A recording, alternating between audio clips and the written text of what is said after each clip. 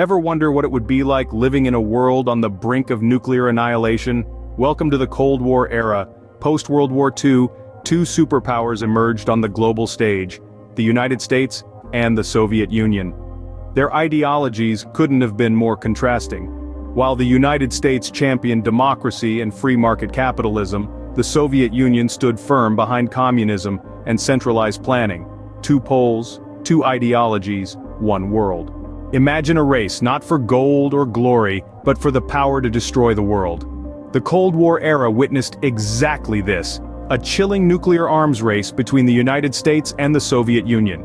This wasn't a competition for the faint-hearted, but a deadly game where the prize was the capacity to annihilate life as we know it.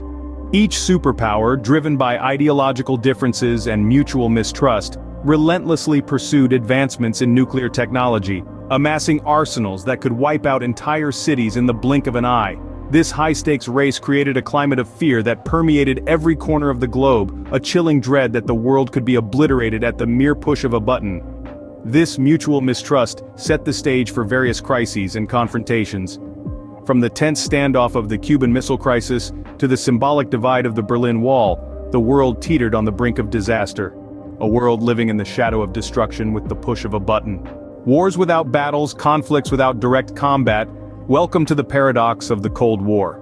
The Cold War was hallmarked by emblematic events that left indelible marks on global history. Take, for instance, the construction of the Berlin Wall in 1961. This concrete divide not only split a city in two, but symbolized the ideological chasm between the East and the West. Then came the Cuban Missile Crisis in 1962, a high-stakes game of nuclear brinkmanship between the United States and the Soviet Union that brought the world to the precipice of a nuclear war. And let's not forget the Korean War from 1950 to 53, a proxy war where the superpowers flexed their military muscles on the Korean peninsula.